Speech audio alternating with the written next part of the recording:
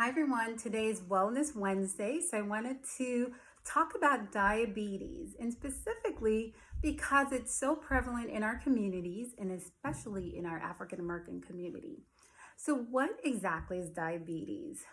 Diabetes is an endocrine disorder, and basically what happens is that we eat our food is broken down into sugar, also known as glucose, and the goal is to get that glucose converted into energy. And the way that happens is that the pancreas releases insulin, and the insulin absorbs the glucose and turn it into energy. And that happens in a perfect system. But when that system gets out of control, which is what happens in the case of diabetes, the body's not able to process that excess sugar. So what happens is that you eat your food, turns into sugar, glucose, your body starts releasing insulin, and it's just not able to process the it's not able to break down the blood sugar to be absorbed in the bloodstream. And what happens, it's accumulated in the blood, which is why when you check your blood levels, in the case of prediabetes or diabetes, it's elevated. You want to get it out of the blood and into the bloodstream so it can be converted. And when when prediabetes and diabetes occur, the body's not able to do it. So it's specifically related to disruption in how our body break down energy, glucose, which is carb, all related to carbs. If you think about it, diabetes is really a dietary condition related to dietary conditions as well as lifestyle. So if you think about it, wouldn't you want to try fixing the dietary problem first and the lifestyle? But no, that's not what most patients want for different reasons. But what I find that most of my patients want, they would prefer to take a pill. And what I see in diabetes is that they start taking one pill, 2, 3, move to insulin, and the problem is still not fixed. A lot of times they still end up with all the complications related to diabetes. And these complications are tremendous. They range from eye complications, the neuropathy, what we call that pins and needles in the hands and the feet, a lot of kidney issues, which can progress to kidney failures.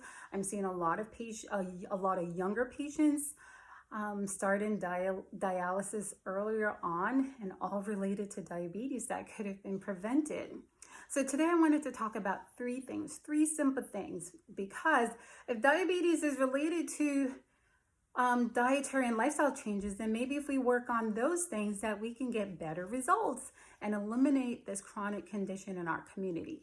So the 3 things: first, movement, move more. When you move more, physical activity, exercise, what that does is increase your insulin sensitivity. It allows the body to utilize the insulin that's there, which will allow the glucose to be broken down and converted into energy.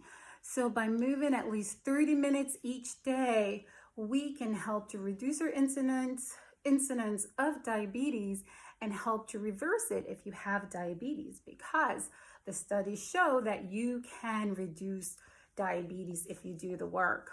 Second, hydration. Drink more water. What this does is reduce the need for high calorie, high sugar drinks in the form of soda, fruit drinks, alcohol. I mean, a lot of those are good once in a while, but if you're pre-diabetic or if you have diabetes, you have to almost eliminate these primarily.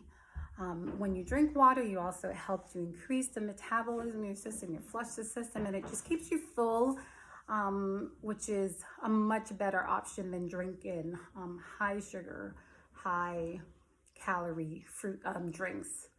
Third, you want to eat what I call the take 5. Your 3 servings of veggies, your 2 servings of fruits, making sure you're getting your whole grains, good fat, high amount of protein so that you keep full, and it reduces your need for refined sugar, refined carbs in the form of cake, cookies, Right. So those are good once in a while. But if you're pre-diabetic again or diabetic, you want to eliminate these. There are a lot of other healthier options that you can choose that will allow your blood sugar to be more stabilized or even reduced. And if you're pre-diabetic or you do have diabetes, that's what you want. You want your blood sugar to be get to normal range and become more stabilized instead of it going up and down, which happens a lot. So these 3 things you can implement to start getting better numbers. The CDC website has a pre-diabetes screen that you can complete anytime. You can assess your risk for diabetes, pre-diabetes, and start doing the work now to prevent your incidence of getting diabetes, or if you have diabetes, to reduce it or prevent it, reverse it. Because like I said, there are lots of patients that have reversed their diabetes.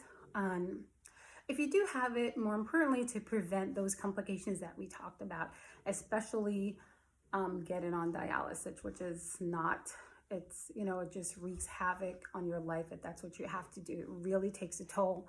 A lot of patients with dialysis, not able to do much because you're doing dialysis typically 3 times a week. So that's what we want to prevent. We want to prevent these health conditions that plague our communities that have just gone on from generation to generation. So let's do what we can. I'm not opposed to medication, but I feel that if we can do the work by changing how we eat, moving more, drinking more water, those simple things, if we can get the results that can prevent this chronic disease, then let's do that before we move to medication. Let me know if you have any questions. Take care.